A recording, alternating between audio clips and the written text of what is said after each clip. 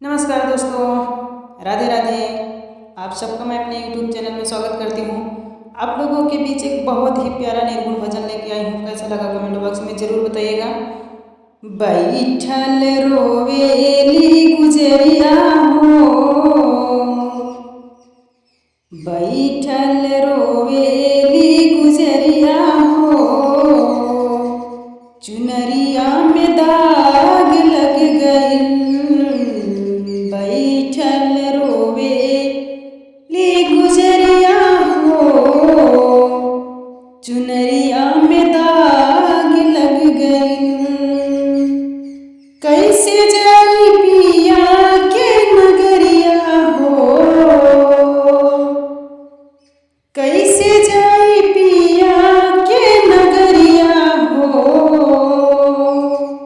चुनरिया में दाग लग गई। बैठल रोवेली गुजरिया हो,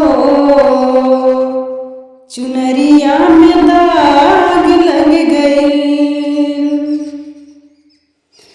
आयल भगवान के हमर संदेशवा, जाई के हमरा के पियवा के देशवा, जाई के हमरा के पियवा के देशवा। कच्ची बटे हमारो उमरिया हो,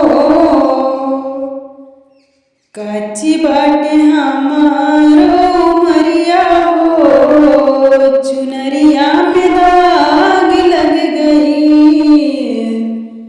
बैठल रोवेली गुजरिया हो,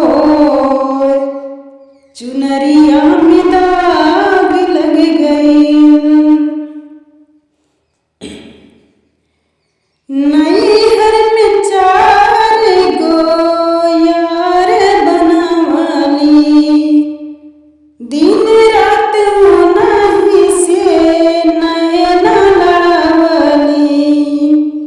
उनके सुतवली से जरिया हो, उनके सुतवली से जरिया हो, चुनरिया में दाग लग गई। बैठल रोवेली गुजरिया हो, चुनरिया में दाग लग गई। चार बात सजना के हम भूल गईली, चार बात सजना के हम भूल गईली। पछतात बाटी देखाई का कईली, डोली आई हमारी दुआरिया हो,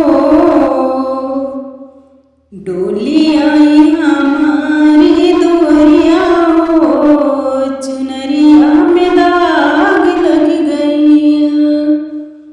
बैठल रोवेली गुजरिया हो, चुनरिया में दाग लग गई। चुनरी के दाग दीप कैसे छुड़ाई, कैसे हम सजना के मुँह दिखाई, कैसे हम सजना के मुँह